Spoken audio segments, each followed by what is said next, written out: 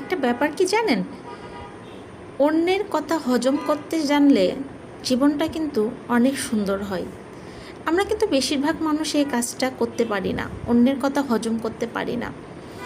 আমি একটা ভালো কাজ করতেছি, কিন্তু সেটাকে দেখে কেউ যদি এটাকে নেগেটিভ কথা বলে, এটার প্রতি খারাপ ধারণা পোষণ করে, আমাকে খারাপ বলে বা কাজটাকে খারাপ বলে, সে সব কিছু যদি চিন্তা করে আমি কাজটাকে থেমে দেই, আমি কাজ না করি, আমি যদি সামনে এগিয়ে না যাই, তাহলে আমার জীবনটা শেষ। তাই অন্যের কথা শুনে সেগুলোকে হজম করা শিখি এবং সামনে এগিয়ে যাই, তাতেই কিন্তু জীবনটা সত্যিই সুন্দর। সময় থাকতে আপনি যদি কোনো কিছুর কদর করতে না জানেন, তাহলে সেটা আপনার কাছে বেশি দিন থাকবে না। আল্লাহ তাআলা আমাদের নসিবে যা দিয়েছেন সেগুলো যদি আমরা কদর করি, সেগুলো আমাদের কাছে বরকত সমতুল্য। আর আমরা যদি সেগুলোর কদর না করি, তাহলে সেগুলো খুব তাড়াতাড়ি আমাদের নসিব থেকে উঠে যাবে। তাই সময় থাকতে সব কিছুর কদর করতে শিখুন, বা সব কিছুর কদর করতে শিখি আমরা, তাতে জীবনটা সুন্দর হবে।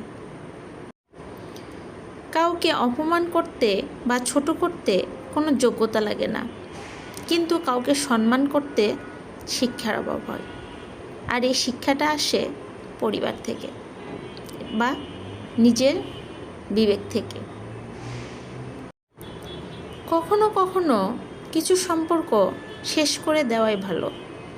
এটি অহংকারের জন্য নয়, নিজের আত্মসম্মানের জন্য। যেখানে সম্মান নেই, সেখানে সম্পর্কও নেই, সম্পর্ক টিকে থাকে না। যে কোনো ক্ষমতা পাওয়ার পরে সেই ক্ষমতাটাকে এমনভাবে ব্যবহার করুন যেন আপনি ক্ষমতাহীন হয়ে যাওয়ার পরেও মানুষ আপনাকে স্মরণ করে, আপনাকে মনে রাখে, ভালোবাসে। ক্ষমতার অপব্যবহার করলে ভাগ্যে জুতার বাড়ি পড়বে। মানুষ কিন্তু কখনো বয়সে বাঁচে না, মানুষ বাঁচে তার কর্মে।